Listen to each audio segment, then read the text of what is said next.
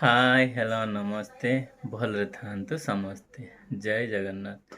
चलतु आज ब्लॉग को स्टार्ट करवा। आज तो मु आसी घरे पहुँची जाइए। चलतु आज रेसिपी आज कौन अच्छी ना कंचा पनीर तरकारी केमिति हम चलतु।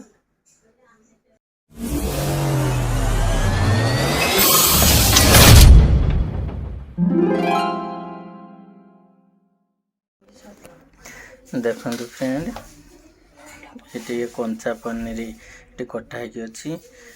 ये आलू आउे कैप्सिकम हाफ फ्राए होगी अच्छी। ये देखु मसला भी तापाई अदा रसुण मसला अदा रसुण आ कौन पड़ी मगदाना टमाटो भी